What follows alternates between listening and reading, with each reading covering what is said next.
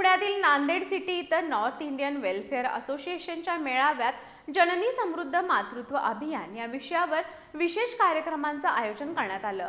यावेळी खासदार सुधाकर सिंह यांनी या अभियानाचं कौतुक करत ते देशासाठी दिशादर्शक ठरणार असल्याचं त्यांनी सांगितलं। पुण्यात नॉर्थ इंडियन वेलफेअर असोसिएशनच्या वतीनं आयोजित मेळाव्यात जननी समृद्ध मातृत्व अभियान या उपक्रमाची माहिती नागरिकांना देण्यात आली।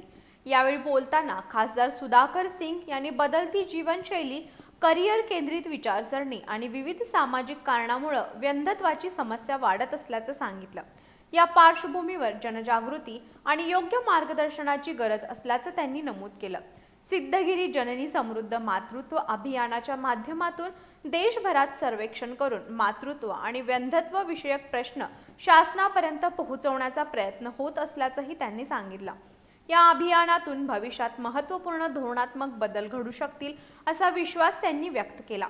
कार्यक्रमात अभियानाच्या प्रमुख डॉक्टर वर्षा पाटील यांनी व्यंधत्व ही समस्या असली तरी योग्य वेळी निदान आणि उपचार झाल्यास सकारात्मक परिणाम मिळू शकतात असं सांगितलं।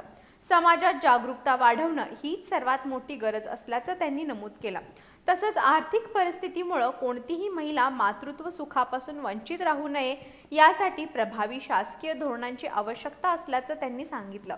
या संदर्भात सुरू असलेल्या सर्वेक्षणात नागरिकांनी मोठ्या प्रमाणात सहभाग होऊन आपलं मत नोंदवावं असं आवाहनही त्यांनी केलं। या कार्यक्रमाला विविध राज्यातील नागरिक, महिला तसेच सामाजिक क्षेत्रातील मान्यवर मोठ्या संख्येने उपस्थित होते।